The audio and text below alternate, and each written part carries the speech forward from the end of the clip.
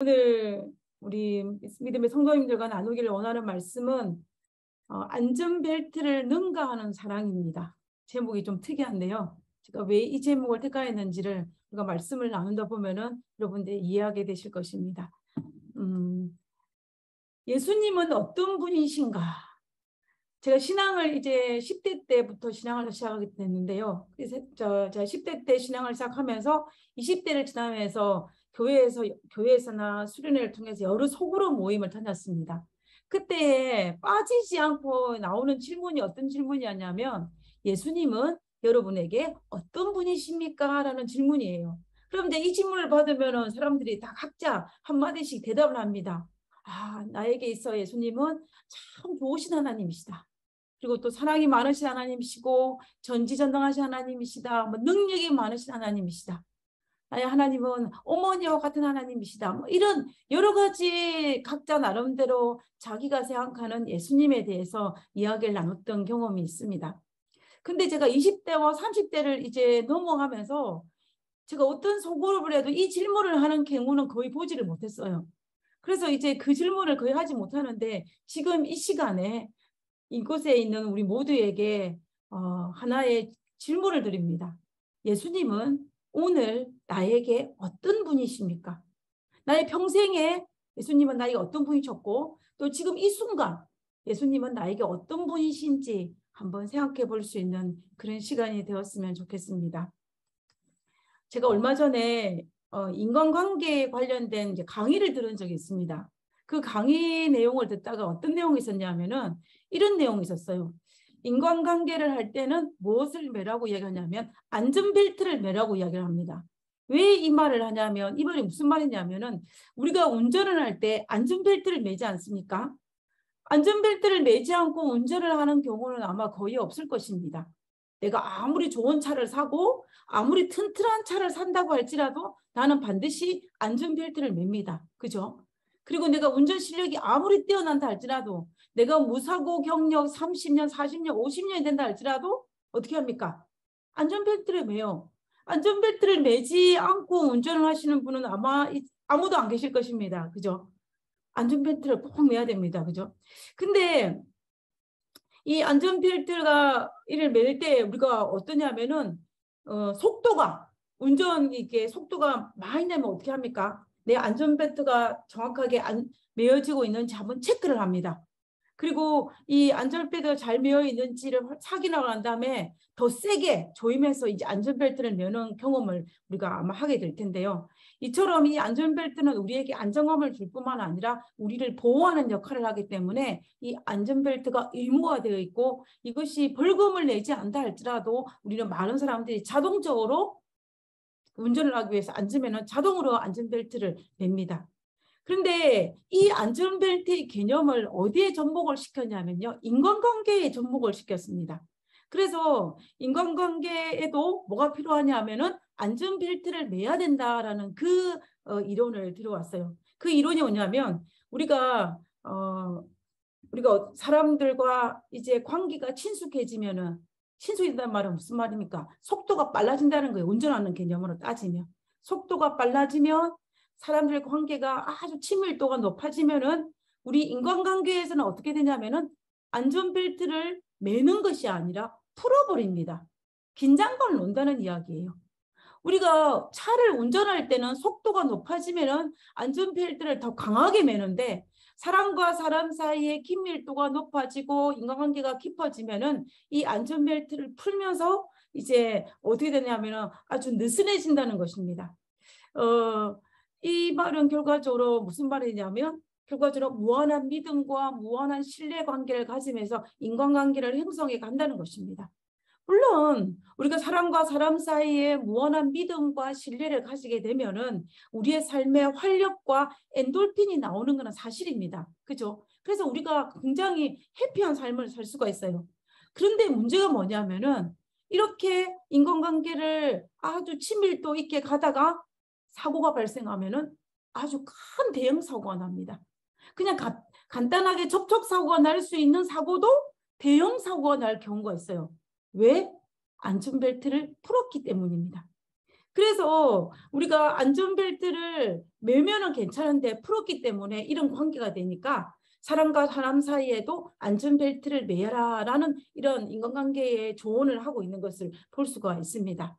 이 안전벨트가 뭐냐면은 이 합리적인 견제라는 의미입니다. 합리적인 견제가 무슨 말이냐면 우리가 사람과 사람 사이에 무한한 믿음과 무한한 신뢰를 하는 것이 아니라 서로에게 어떤 부당하게 요구하는 것이 아니라 상식적인 측면에서 관계를 맺는 것이고 적당한 거리를 두고 서로 예의 바르게 예법을 지키는 인간관계의 안전벨트를 우리가 인간관계 안전벨트라고 이야기하는 것입니다.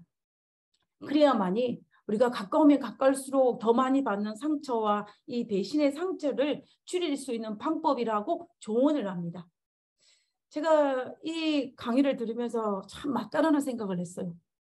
왜냐하면 우리 인간은 죄인이고 그리고 우리가 살아가고 있는 이 세상은 죄악된 세상이고 악한 세상이기 때문에 우리는 정말 무한한 믿음과 무한한 신뢰를 했을 경우에게 많은 상처를 받는 것은 사실입니다. 그래서 적당한 안전벨트가 필요해요. 그런데 제가 이런 관점을 가지고 성경을 바라보면서 예수님을 바라보니 예수님은 우리와 사랑의 관계를 맺을 때에 안전벨트를 누구보다도 강하게 매셨음에도 불구하고 큰 대형 사고가 난다는 거예요. 다시 말하면 하나님은 이 안전벨트도 능가하고 안전벨트도 감당하지 못하는 사랑으로 우리를 대하신다는 것입니다. 우리가 안전벨트를 아무리 단단하게 메어도 큰 대형 사고가 날 때는 어떤 것입니까? 다치는 경우는 큰 대형 사고가 날 때이지 않습니까? 마찬가지로 하나님께서 우리와의 관계가 아무리 큰 안전벨트를 맨다 할지라도 하나님께서 우리를 향한 사랑이 너무나 강하기 때문에 하나님은 큰 상처를 받는 것을 우리는 볼 수가 있었습니다. 그래서 예수님의 사랑은 안전벨트를 능가한 사랑이에요. 아무리 안전벨트를 맨다 할지라도 그 안전벨트가 감당하지 못하는 사랑을 하고 계시는 분이 우리 예수님이라는 것입니다. 그래서 오늘 저는 이 시간에 성경에 나타난 인물들을 살펴보면서 예수님께서 우리를 정말 안전벨트로도 감당할 수 없는 사랑을 하고 계시는 그 모습을 한번 살펴보기를 원하는 것입니다. 예수님께서 성경에서 기록된 것으로 우리가 살펴볼 때에 예수님께서 가장 치명적인 상처를 받았던 피조물이 있다면 그는 아마 루시퍼와 가룟 유다와 베드로가 아닐까라는 생각을 하게 됩니다. 그리고 지금 이 순간에도 우리도 어떻습니까? 우리도 그 예수님에게 생채기를 내고 있다라는 사실입니다. 우리는 때로는 루시퍼가 되기도 하고 때로는 가룟 유다가 되기도 하고 때로는 베드로로 행동하면서 예수님에게 상처를 주고 있습니다. 그런데 그런 우리를 향하여 하나님께서 우리를 어떻게 사랑하시는지 그것을 우리가 오늘 이 시간에 한번 살펴보기를 원하는 것입니다.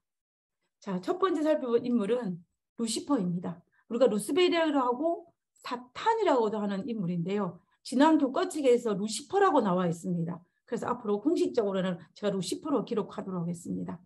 우리가 성경에서 제일 먼저 예수님을 가슴 아프게 했던 피조물은 이 루시퍼일 것입니다. 요한계시록 12장 7절에서 9절에 있는 말씀을 살펴보면 하늘에 전쟁이 있으니 미갈과 그의 사자들이 용과 더불어 싸울세 용과 그의 사자들도 싸우나 이기지 못하여 다시 하늘에서 그들이 있을 곳을 얻지 못한지라. 큰 용이 내어 쫓기니 옛뱀 곧 마귀라고도 하고 사탄이라고도 하며 온 천하를 꿰는 자라. 그가 땅으로 내어 쫓기니 그의 사자들도 그와 함께 내쫓기느니라. 우리가 요한계시록 12장에 보면 선악의 대쟁투 4단계가 기록되어 있습니다. 다시 말하면 4번의 전쟁이 기록되어 있다는 것입니다. 그 첫 번째 전쟁이 하늘에서 있었고 그 첫 번째 전쟁의 당사자가 바로 이 루시퍼였음을 알 수가 있습니다. 우리가 지난주 교과에서는 우리 이 부분을 계속 다뤘는데요. 죄가 없는 완벽한 세상에 루시퍼가 범죄함으로 말미암아 어떻게 물들었는지를 우리가 살펴보았습니다. 죄가 없는 하늘에서 일어난 이 루시퍼로 일어난 이 반역은 예수님에게 하나님에게 큰 상처와 아픔을 주었습니다. 하나님은 이 루시퍼와 아주 깊은 교제를 나눴습니다. 하나님께서는 그를 천사장으로 모셨고 그를 믿고 신뢰하면서 아주 우리가 알 수는 없지만 아마도 우리가 추측할 수 있는 대로 볼 때 하나님과 루시퍼 사이는 굉장한 긴밀한 관계였으면 의심할 여지가 없습니다. 우리가 성경상으로 볼 때에 하나님께서 루시퍼를 얼마나 사랑했는지를 우리가 이사야 14장에 기록하고 있습니다. 내 아침의 아들 계명성이여 어찌 그리 하늘에서 떨어졌으며 너 율곡을 엎은 자여 어찌 그리 땅에 찍혔는고 라고 되어 있어요. 저는 이 이사야 14장 12절에 있는 이 말씀을 통하여서 하나님께서 이 루시퍼를 정말 사랑하셨구나라는 것을 알 수가 있습니다. 왜 그러냐면 이 어찌라는 단어입니다. 어찌. 이 어찌라는 단어는 어떨 때 사용하십니까? 평범할 때 사용하는 단어가 아닙니다. 어떻게 그럴 수 있느냐라는 것입니다. 도저히 그럴 수 없는데 내가 얼마나 너를 사랑하고 우리와 어떤 긴밀한 관계였는데 정말 우리가 정말 뗄래야 뗄 수 없는 아주 그런 친밀한 사이였는데 어떻게 네가 그렇게 할 수 있느냐라는 그런 뉘앙스를 풍기고 있는 것이 이 어찌라는 단어입니다. 그래서 하나님께서 네가 어찌 그리 하늘에서 떨어졌으며 네가 어떻게 그렇게 범죄할 수 있었느냐라고 한탄하고 있는 것입니다.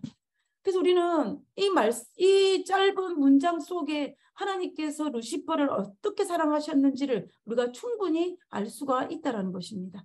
근데 하나님께서는 이 루시퍼를 향하여 하나님께서 이 최상의 것을 제공하셨습니다. 에스겔 28장 12절에 13절에 보면 주 여호와께서 말씀에 너는 완전한 도장이었고 지혜가 충족하며 온전히 아름다웠도다라고 되어 있습니다. 하나님께서 이 루시퍼를 완전한 인으로 도장으로 만드셨고 그 지혜와 충족하고 온전히 아름답게 하셨다는 것입니다. 그리고 온갖 보석으로 단장할 정도로 하나님께서는 루시퍼를 향하여 최상의 것을 제공하셨고 최대한 사랑을 베푸셨고 최대한 긴밀한 관계를 맺었음을 우리는 이 두 개의 성경책을 통하여서 알 수가 있다는 것입니다. 그리고 이것을 통해서 하나님께서 루시퍼를 사랑하셨으면 정말로 믿어 의심하지 않을 수 없습니다. 우리가 지난 교과에서 살펴본 것처럼 루시퍼의 마음속에 반역의 정씨를 하나님께서는 알고는 있었지만 그러나 그를 향한 사랑과 자비는 변함이 없었다라는 것을 우리가 공부를 했는데요. 이 부조와 선지자에서는 뭐라고 기록하고 있냐면 하나님께서는 당신의 거룩하신 품성을 따라 크신 자비를 베푸사 루스벨을 향하여 오래 참으셨다라고 되어 있습니다. 하나님께서는 루시벨의 잘못을 깨닫게 하기 위해서 하나님께서 베풀 수 있는 최대한의 사랑을 베푸셨고 그리고 지혜자, 하나님 같은 정말 지혜자로 할 수 있는 모든 지혜를 다 동원하여서 이 루시퍼로 하여금 회개에 이끌기 위해서 인도하셨다는 사실입니다. 무엇으로? 자비와 인내로. 그러나 이 루시퍼는 정말 어리석은 교만심과 자존심 때문에 회개하지 아니하고 반역의 정신이 점점 키워져서 그는 하늘에서 내어 쫓기는 이런 일이 발생한 것을 우리가 볼 수가 있습니다.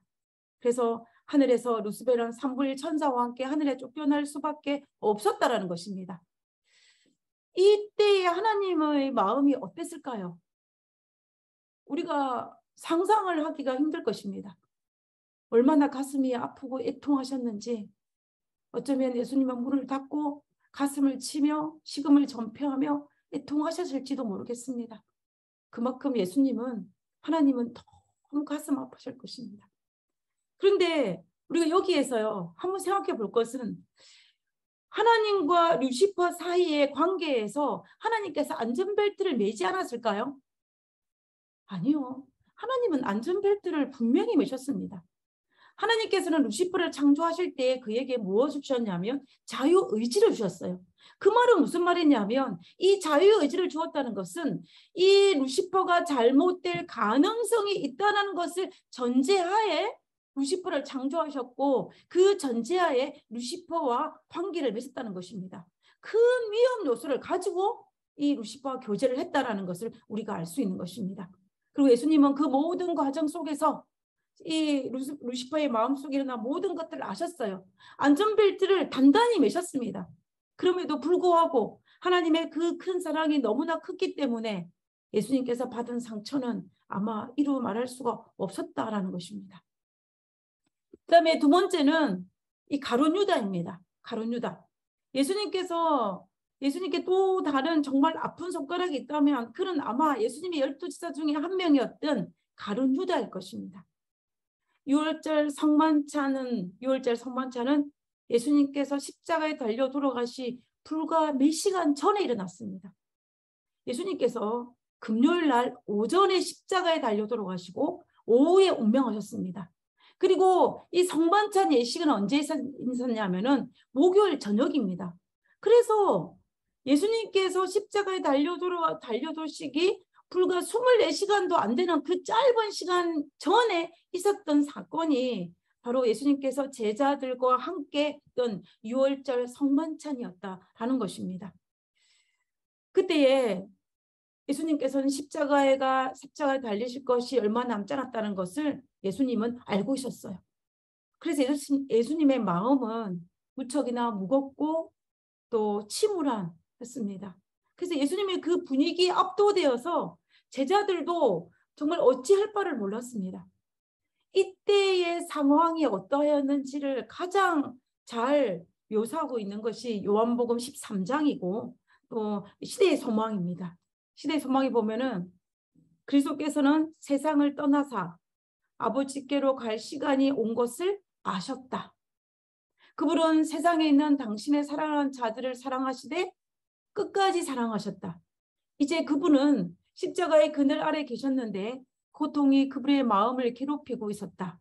그분이 배반을 당할 때 그분은 자신이 버림받게 될 것이라는 사실을 아셨다. 그분은 범죄자들이 당하는 가장 모욕적인 방법으로 죽음을 당하게 되리라는 것을 아셨다. 그분은 당신이 구원하려고 오신 자들의 망음과 잔인성을 아셨다. 예수님께서는 당신이 치러야 할 희생이 얼마나 큰 것인가, 대다수 사람들에게 그것이 헛된 일이 될 것이라는 것을 아셨다. 예수님께서는 이 모든 것을 아시고 또 모든 그 슬픔 속에 억눌려 있었다는 것입니다. 압도되어 있었다는 것입니다. 그런데 그런 감정을 가지고 12명의 제자들과 함께 떡을 떼기 위해서 마가의 다락방에 갔는데 마가의 다락방에 갔다라는 것입니다. 그러니 예수님 마음이 어땠겠어요? 예수님 마음이 정말 물 한 모금도 잘 삼키지 못할 만큼 그 억눌려 있을 것이면은 정말 의심할 여지가 없습니다. 그런데 이 성만찬 예식의 초창기의 모습을 살펴보면 예수님의 모든 관심은 어디에 집중을 하고 있는 거냐 볼 수 있냐면은 가룟 유다에게 집중하고 있어요. 가룟 유다에게 집중하고 있습니다. 우리가 보통 우리의 삶이 여유롭고 시간도 좀 여유롭고 경제적으로 여유롭고 마음이 여유로우면 다른 사람에게 베푸는데 조금은 여유가 있습니다. 그런데 나 자신이 너무 바쁘고 너무 힘들고 너무 어렵고 너무 정신이 없으면 어떻습니까? 다른 사람에게 호의를 베풀기는 그리 쉽지가 않습니다. 그런데 지금 예수님의 이 상황은 다른 사람의 호의를 베풀 수 있는 그분의 상황이 아니었다는 이야기입니다. 가장 힘들고 가장 어려울 상황이 바로 이 순간이었습니다. 근데 그때에 하나님께서는 자기 자신을 케어하는 것이 아니라 누구를 케어했냐면 자기를 은 30냥에 팔기려고 작정을 한 누구에게? 유다에게 모든 사랑과 애정을 쏟고 있다는 것은 우리에게 참으로 놀라운 사실입니다. 지금 이 가룟 유다가 유월절 성만찬 참석에 왔을 때 이때는 이미 두 번씩이나 제사장들과 서기관을 찾아가서 내가 예수를 너희에게 넘겨주리니 얼마나 주겠느냐라고 말하며 은 30냥을 받기로 약조하고 난 이후에요. 한마디로 말하면 이제 이 가룟 유다의 마음속에 은 30냥을 팔고 예수님을 팔기로 작정을 했습니다. 그것도 한 번이 아니고 두 번씩이나 찾아가서 약정한 상태예요. 그것을 누가 알고 계시냐면 예수님이 알고 계시다는 것입니다. 그때에 그럼에도 불구하고 예수님은 어떻게 하시냐면 자기에게 있는 모든 이 애정을 누구에 쏟으셨냐면은 바로 가룟 유다에게 쏟으신 것을 볼 수가 있다는 것입니다. 시대의 소망 71장에 보면 유월절 전에 유다는 다시 한번 제사장들과 서기관들을 만나서 그들의 손에 예수를 넘겨주기로 계약하였다. 그러나 그 후 그는 아무런 잘못 없이 순결한 것처럼 제자들과 섞여 잔치를 준비하는 일에 흥미를 나타냈다. 제자들은 유다의 의도에 대하여 아는 바가 없었다. 예수께서만 그의 비밀을 알 수 있으셨다. 그러나 예수님께서는 폭로하지 않으셨다. 예수께서는 그의 영혼을 갈망하셨다. 그분은 운명 지으실 도성 예루살렘을 우수설 때와 같은 부담을 유다에게도 가지셨다. 그분의 마음은 어찌 내가 너를 버릴 수 있을까 하고 부르짖고 있었다. 그 사랑의 강건한 능력을 유다는 느꼈다. 구주의 손이 더럽혀진 발을 씻기고 수건으로 닦으시는 순간 유다의 마음은 즉시 그의 죄를 회개하려는 충동으로 떨렸다. 유다는 그 순간에 예수님이 자기의 발을 씻기는 것을 보고 회개하고 싶은 충동이 들었다라고 했습니다. 그만큼 예수님의 사랑은 강했다는 이야기예요.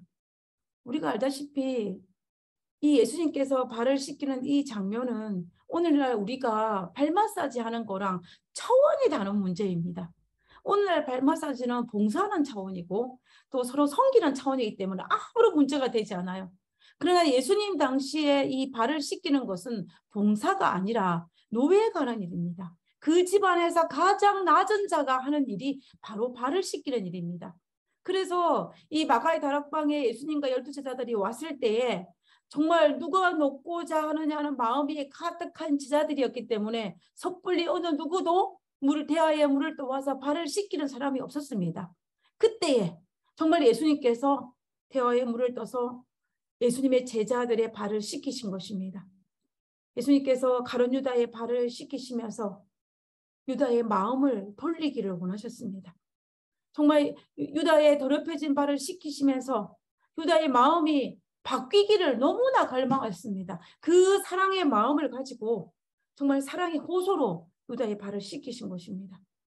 그래서 그 사랑이 얼마나 강했는지 이 정말 딱딱한 마음을 가진 유다의 마음도 흔들렸다라고 되어 있지 않습니까?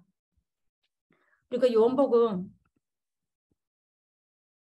13장 21절에 보면 예수께서 이 말씀하시고 심령에 괴로워 증언하여 이르시되 내가 진실로 너에게 이르노니 너희 중 하나가 나를 팔리라 그랬습니다.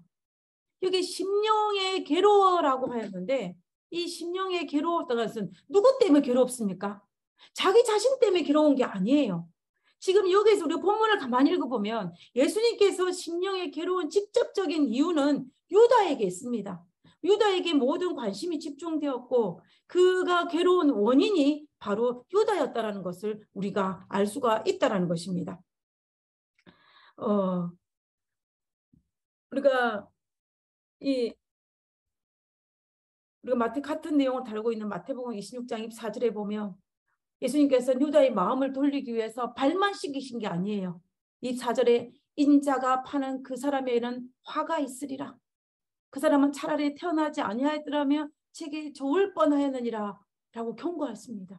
이 일이 어떤 일인지를 말씀하시는 거예요. 그다음 25절에 예수를 파는 유다가 대답하여 이르되 랍비여 나는 아니지요.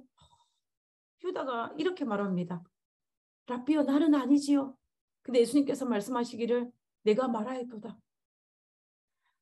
다른 제자들은 예수님과 이 유다의 대화가 무엇을 의미하는지 제대로 파악을 하지 못했어요. 그러나 유다는 알고 있었습니다. 요한복음 13장 26절에 보면 예수께서 대답하시되 내가 또 한 조각을 적셔 주는 자가 그니라. 그가 파는 자니라. 예수님께서는 마지막으로 유다에게 호소하시는 장면입니다. 그렇게 하시고 곧 한 조각을 적셔서 가로 시몬의 아들 유다에게 주시니, 저는 이 모습을 보면서 하나님께서는, 예수님께서는 유다의 마음을 돌리기 위해서 발만 씻기신 것이 아니라 그에게 떡을 떼어 주시고 그리고 그에게 경고하시면서 정말 할 수 있는 모든 것들을 다 동원해서 유다가 회개하기를 갈망하고 있었던 예수님의 모습을 볼 수가 있다는 것입니다. 예수님께서 사랑의 호소를 하신 것입니다. 뭐 하시면서? 오래 참으시면서. 우리가 가룟 유다도 그렇고 루시퍼도 그렇고 예수님이 내치신 것이 아니에요. 그들이 예수님을 떠나간 것입니다. 우리는 이 마태복음 26장과 요한복음 13장의 이 장면에서 예수님께서는 유다를 포기하지 못하시는 그 절절한 사랑을 우리가 볼 수가 있습니다. 그럼에도 불구하고 27절에 그러니까 조각을 받은 후 사탄이 그 속에 들어간지라 이에 예수께서 유다에게 이르시되 내가 하는 일을 속히 하라 하시니 그가 떠납니다. 너무 가슴 아픈 일이죠. 예수님이 떠나는 유다의 뒷모습을 보고 얼마나 가슴이 아팠을까요? 그러면 우리가 또 생각해 봐야 할 이유가, 예수님과 가룟 유다 사이에 예수님께서 안전벨트를 매지 않았을까요? 우리가 성경 부분을 자세히 살펴보면 예수님께서는 가룟 유다의 관계에서 안전벨트를 분명히 매셨습니다. 첫 번째는 예수님께서 12 제자 중에서 유일하게 선택하지 않은 제자가 가룟 유다입니다. 모든 제자들은 예수님께서 다 선택하셨는데 이 가룟 유다만은 본인이 찾아왔고 제자들의 추천에 의해서 예수님의 12 제자 속에 들어온 사람입니다. 그럼에도 불구하고 예수님은 그를 3년 동안 데리고 다니셨어요. 그뿐만 아니라 예수님은 가룟 유다가 자신을 팔 것을 이미 알고 계셨습니다. 요한복음 6장 4절에 보면 그러나 너희 중에 믿지 아니하는 자들이 있느니라 하시니, 이런 예수께서 믿지 않은 자들이 누구며 자기를 팔 자가 누구인지 처음부터 아심이라. 처음부터 알았다는 것입니다. 그리고 이 70절에 너희 중에 한 사람은 마귀니라. 그럼 우리가 이 본문을 살펴볼 때요, 예수님은 가룟 유다와의 그 관계에서 안전벨트를 철저하게 맸다는 것입니다. 이것보다 더 강하게 안전벨트를 맬 수는 없습니다. 그럼에도 불구하고 예수님은 그를 3년을 데리고 다니셨고 그를 돌이키기 위해서 그가 할 수 있는 모든 것들을 다 하셨다는 것입니다. 그래서 예수님께서는 그렇게 철저한 안전벨트를 맸음에도 불구하고 유다에 대한 사랑이 너무나 컸기 때문에 대형 사고가 나고 만 것입니다. 그의 마음이 아팠다는 것입니다. 3년을 데리고 다니고 성만찬에 발을 씻기고 떡 조각을 주면서 그의 양심에 효소하고, 그뿐만 아니라 정말 화가 있을 것이라고 경고하면서까지 유다를 돌이키기 위해서 하셨는데, 그러나 그럼에도 불구하고 유다 떠나가는 그 모습을 바라볼 때에 이 예수님의 마음은 정말 무너져 내릴 수밖에 없다는 것입니다. 오늘날 우리 인간관계, 사람과 사람 사이의 관계에서 안전벨트로 비유를 한다면 이런 관계는 어떻게 해야 됩니까? 일찌감치 유다의 관계를 끊어야 합니다. 3년 동안 데리고 다니면 안 돼요. 내보내야 합니다. 설령 제자를 데리고 다닌다 할지라도 6월절 마지막 그날만은 예수님께서 그렇게 행동하시면 할 수가 없다는 거예요. 우리 인간관계에서 안전벨트를 맨다면. 그러나 예수님께서는 정말 철저하게 안전벨트를 맸지만 유다에 대한 사랑이 너무나 컸기 때문에 정말 자기가 상처받을 것을 알면서도 그 사랑을 베풀고 계시는 예수님의 모습을 볼 수가 있다는 것입니다. 그래서 떠나가는 루시퍼를 바라보고 떠나가는 유다를 바라보면서 그의 고통은 더 가중되었음을 우리가 알 수 있습니다. 그다음에 세 번째는 예수님을 부인한 베드로입니다. 베드로. 예수님께서 제자 유다에게 팔려서 이제 잡혀오지 않습니까? 잡혀간 다음에 제사장 안나스와 가야바 앞에서 채찍과 고난과 비난과 여러 가지 정말 고통의 고통을 다 겪었습니다. 그때에 예수님은 정말 누군가의 따뜻한 위로가 그 어느 때보다 절실할 때가 그때였습니다. 그런데 그때에 예수님의 귀에 들리는 소리가 있었는데 그것이 무엇이냐면은 자기의 사랑하는 제자 베드로의 소리였습니다. 마태복음 26장 70절에 베드로가 모든 사람 앞에서 부인하며 이르되 나는 내가 무슨 말을 하는지 알지 못하겠노라. 72절에 나는 그 사람 예수님을 알지 못하노라. 74절에 나는 그 사람을 알지 못하노라. 그가 저주하여 맹세하며 말하기를 나는 그 사람을 알지 못한다라고 이야기하고 있습니다. 우리는 이 모습을 살펴볼 때에 예수님께서 그 어느 때보다 위로의 말씀을 듣고 싶을 때에 들린 소리가 뭐냐면 자기의 사랑하는 제자 베드로의 저주요 맹세의 소리였다라는 것입니다. 저는 이 장면을 보면서 베드로가 그냥 내가 예수님 알지 못한다 그 말만 하지 왜 저주도 하고 맹세까지 했을까? 나는 단지 그냥 모른다라고만 하지 왜 저주까지 했을까라는 그런 마음의 아림이 있습니다. 그러나 아마 베드로는 정말 그 위급한 순간에 자신의 신분을 노출시키지 않기 위해서 이렇게 저주하고 맹세까지 하면서 예수님과 아무런 상관이 없다. 나는 알지 못한다. 라고 했겠지만 그러나 이 말이 예수님에게는 얼마나 큰 상처가 되었는지를 우리가 알 수가 있다는 것입니다. 시대의 소망에 보면 예수님은 이 가야바와 안나스 그리고 빌라도의 신문 그다음에 비난, 조롱, 채찍 이 모든 것보다 더 예수님의 마음을 아프게 했던 것이 무엇이냐면 바로 베드로의 이 말이라고 그랬어요. 자기가 믿었기 때문에 자기가 사랑했기 때문에 자기가 너무나 정말 가깝게 했기 때문에 예수님은 그 안나스와 가야바나 빌립보보다 그리고 그를 조롱하는 사람 조롱보다 채찍질보다 더 그의 마음을 아프게 했던 것은 바로 그가 사랑했던 베드로의 이 저주의 맹세였다라는 것을 우리는 시대의 소망을 통해서 확인할 수 있다는 것입니다. 입장을 바꿔서 생각해 보면 만약에 저라도 그럴 것 같아요. 왜? 내가 사랑했기 때문에.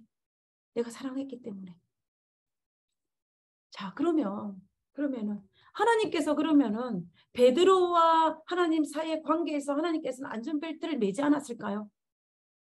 우리가 성경을 읽어보면은 하나님과 베드로 사이에도 안전벨트를 잘 매었습니다. 먼저 안전벨트를 매는 첫 번째는 뭐냐면 예수님께서 이 맹세하기 전에 다 울기 전에 3번 나를 부인하리라고 말씀하셨어요. 그 말은 무슨 말입니까? 알고 있었다는 이야기예요. 다 울기 전에 베드로가 나를 3번 부인할 것이라고 알고 있었지만 그렇게 경고했지만 그럼에도 불구하고 가장 힘든 그 시기에 그 소리를 들었을 때에 예수님은 아파했다는 것입니다. 그리고 예수님께서 겟세마네 동산에서 누구를 위해서 기도했습니까? 제자들을 위해서 기도했어요.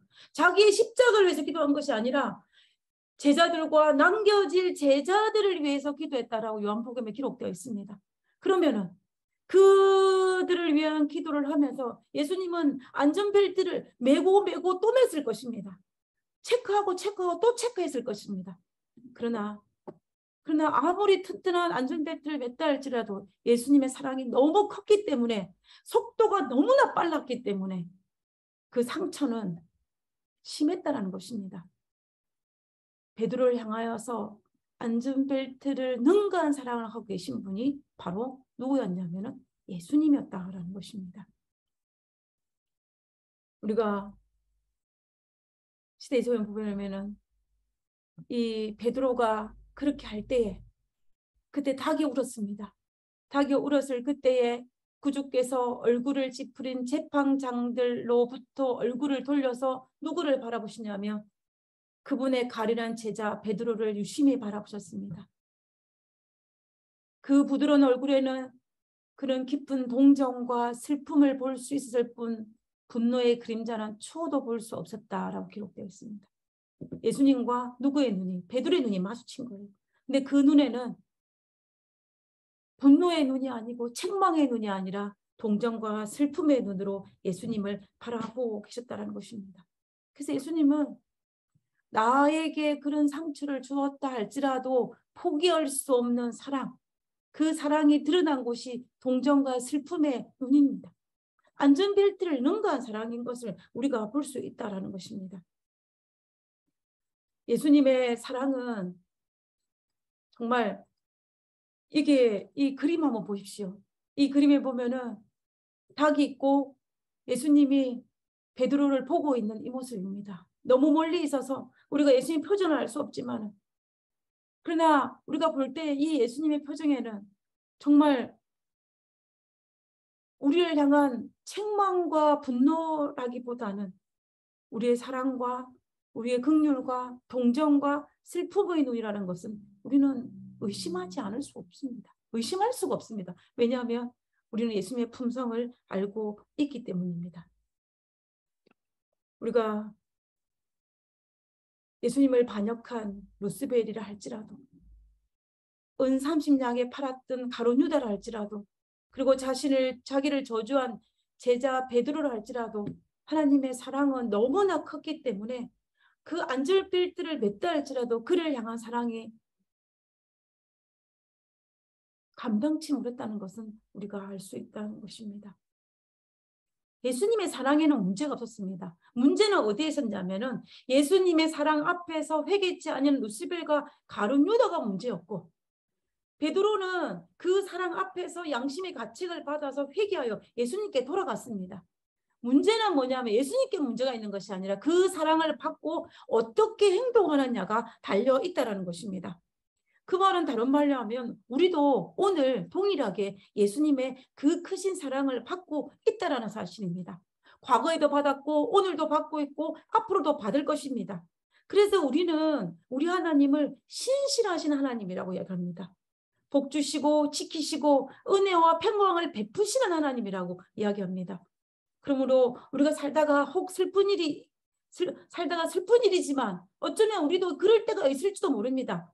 루스벨의 자리에 설 때가 있을 수도 있고, 때로는 가룟 유다의 자리에 설 때도 있을 수도 있고, 아니면 어쩌면 베드로의 자리에 설 때가 있을지도 모릅니다. 그때에 혹 그래 선다 할지라도 그때에 우리가 무엇을 기억하고 안전벨트를 능가한 사랑을 가신 하나님을 기억하면서 우리는 예수님께로 돌아와야 됩니다. 누구처럼? 베드로처럼. 예수님의 사랑은 안전벨트를 맸다 할지라도 심장이 파열되는 사랑입니다. 그 사랑을 가지고 계셨기 때문에 우리는 예수님께로 돌아와야 한다는 것입니다. 최소한 정말 예수님의 사랑의 호소에 양심의 깨우침을 받아서 베드로처럼 돌아오는 것이 우리에게 필요하다는 것입니다. 이제 말씀을 마무리하면서요, 여러분 1만 달란트의 빚진 자의 비유를 아실 것입니다.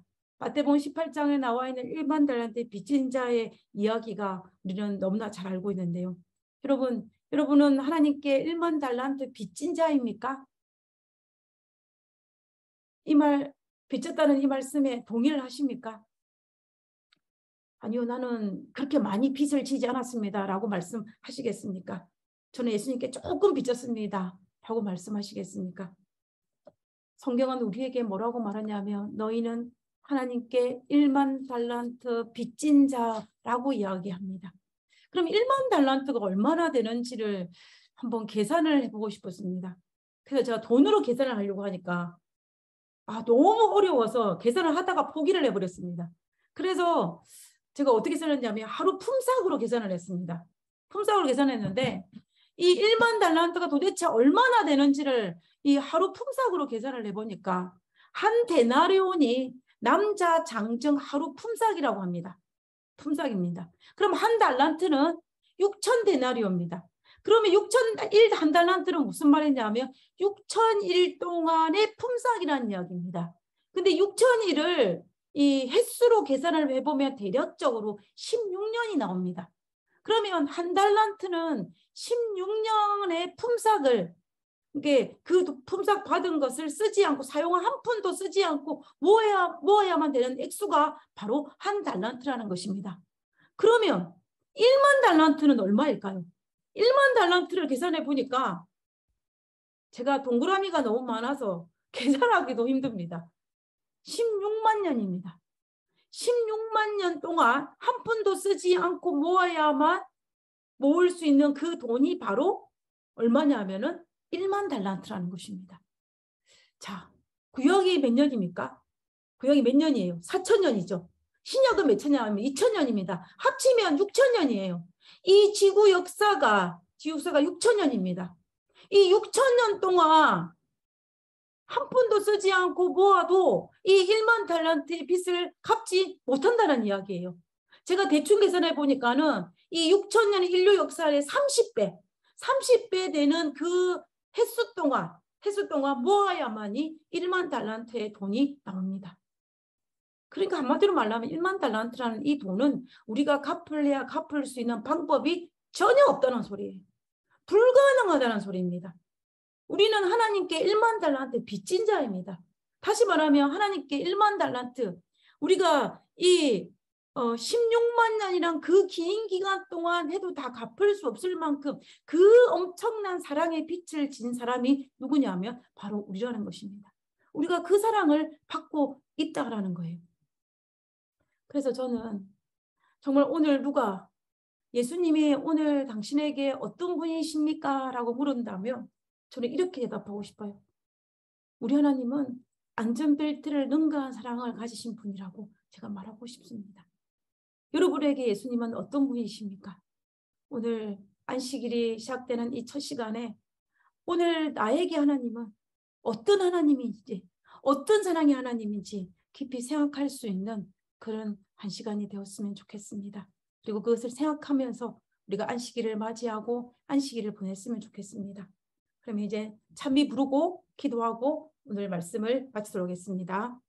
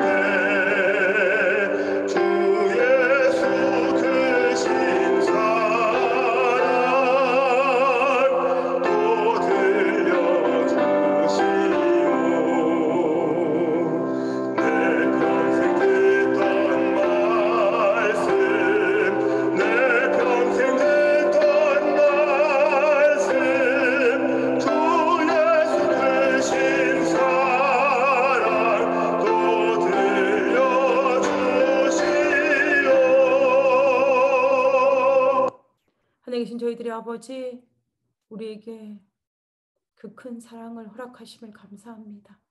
아버지, 오늘도 그 큰 사랑을 받고 있음을 인하여 감사합니다. 아버지요, 우리가 넘어질 때에 하나님 그 사랑을 기억하고 돌아올 수 있도록 주여 도와주시옵소서. 아버지, 이 자리에 머리 숙인 우리 모두에게 하나님께서 그 크신 사랑을 허락하심을 감사합니다. 우리가 그 사랑 붙들고 예수님 오시는 그날까지 끝까지 믿음으로 승리할 수 있는 우리가 될 수 있도록 축복하여 주옵소서. 우리의 기도를 들으시고 응답하여 주심을 내가 감사드리오며 거룩하신 예수님의 이름으로 기도드렸습니다. 아멘. 아멘. 감사합니다. 감사합니다. 작가들 하겠습니다. 안녕하세요. 예, 기쁜 안식일이 시작되었습니다. 예, 금요일 저녁 예배에 참석하신 우리 나파교회 성도님들과 또한 노을스베이 교회 성도님들 모두 환영합니다. 예, 우리 다 같이 묵상하시고 우리 저녁 예배 시작하겠습니다.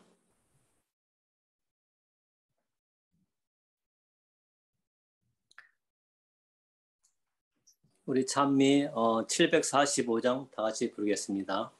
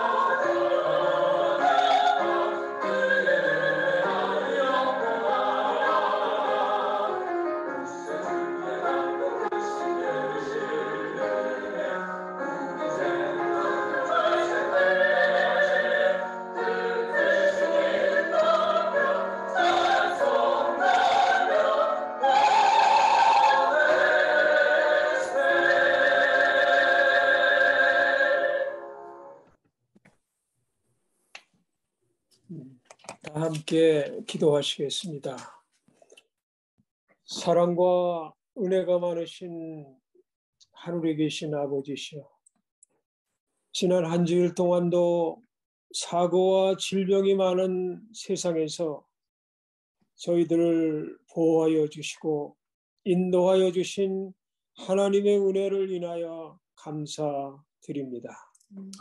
오늘 이 안식일이 시작되는 금요일 안식일 예배 시간에 온라인 줌으로 네파 교회와 놀스베이 교회가 함께 예배를 드림을 하나님께 감사드립니다. 아멘. 세상에 많은 사람들이 살고 있지만은 그 가운데서 저희들을 불러 택하사 주님의 백성으로 삼아 주시고 재림을 기다리는 재림 성도로 살아갈 수 있게 해 주신 하나님께 감사드립니다.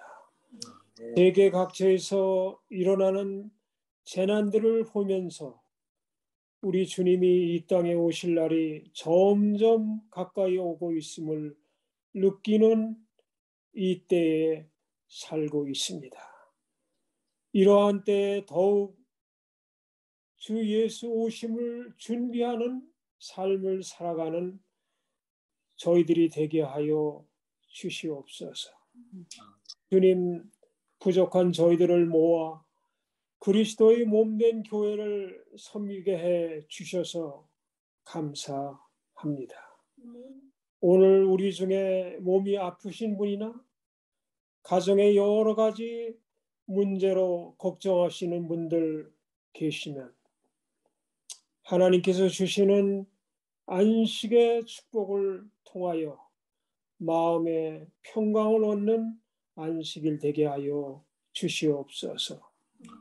오늘 말씀을 준비하신 정선옥 부목사님께서 말씀하실 때에 성령 충만한 임재를 느끼는 시간 되게 하여 주시기를 우리 구주 예수님의 이름으로 간절히 기도드립니다. 아멘. 감사합니다, 장로님. 이 시간에는 준비하신 우리 부목사님의 설교가 있겠습니다. 감사합니다. 안녕하세요. 반갑습니다. 예배드릴 시간에 이제는 깜깜해졌습니다. 옛날에는 아주 환할 때 예배를 시작을 했는데 이제 이렇게 겨울이 다가오고 있고 시간의 흐름에 시간을 우리가 누리고 있는 것 같습니다.